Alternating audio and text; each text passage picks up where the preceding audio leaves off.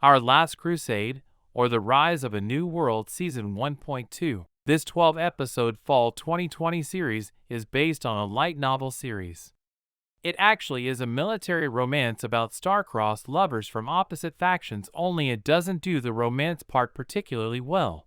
And it doesn't do the military part particularly well. Story: the Empire is a nation built on scientific advancement. The nebulous sovereignty, on the other hand, is a nation built on astral power, energy from within the planet, which can be harnessed by those dubbed witches by the Empire, and astral mages by the sovereignty. For over a century the two nations have been at war.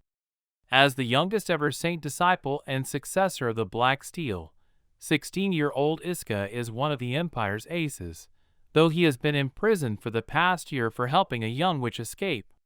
He is called back to service to confront one of the sovereignty's aces, Alyssales Lu Nebulous 9, a purebred descendant of the sovereignty's founder, who is known as the Ice Calamity Witch.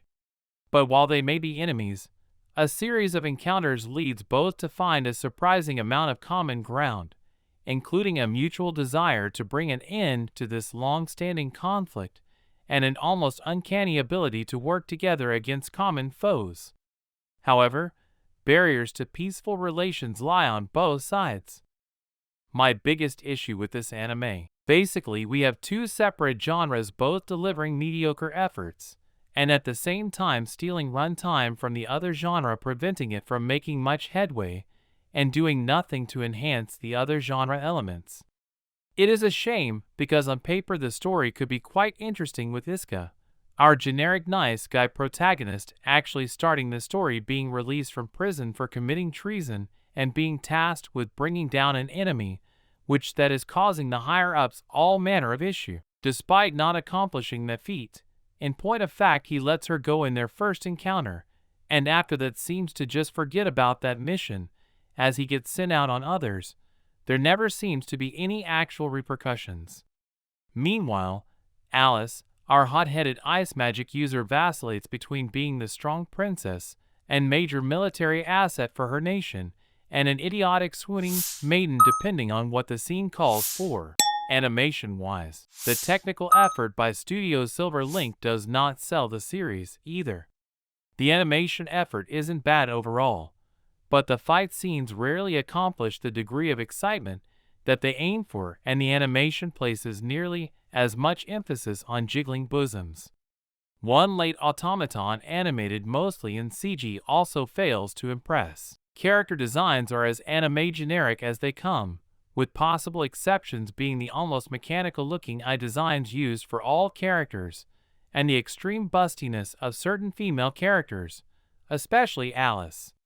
Rin is about the only female character to appear who looks like an adult, and yet does not have extra-large breasts. If there is a visual highlight in the character designs, it is in the elaborate dresses worn by Alice.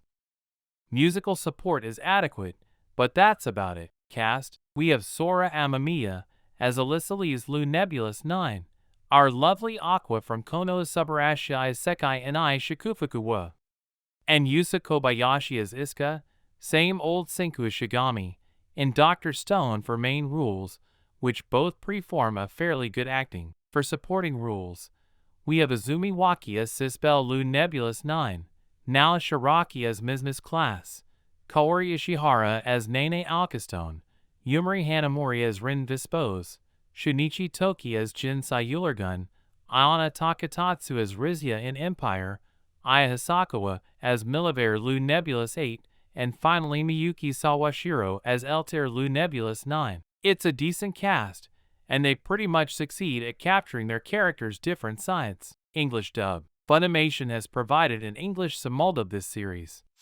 Casting choices and performances are remarkably strong, to the point that the English dub may even be an improvement.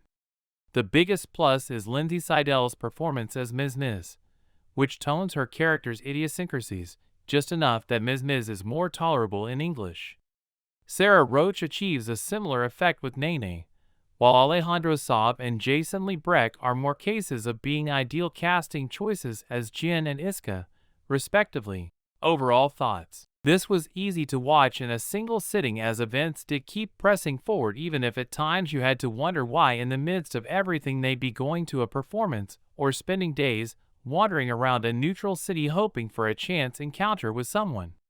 And for all my complaints, the characters are all workable, they just aren't very remarkable or memorable. If I had to say, it wasn't that I didn't like this, but more that it just doesn't manage to do anything notably well. Our Last Crusade, or The Rise of a New World, is a fun show that fails in delivering a great romance story, as it tries to seem like, but succeeds in being entertaining at least. There's a lot of untapped potential lying within Our Last Crusade, or The Rise of a New World. We know this series is getting a second season in 2023, though not an exact vintage has announced. Our Last Crusade, or The Rise of a New World, is a show we recommend watching, but don't expect anything groundbreaking or revolutionary. Thank you for subscribing to the channel and liking the video.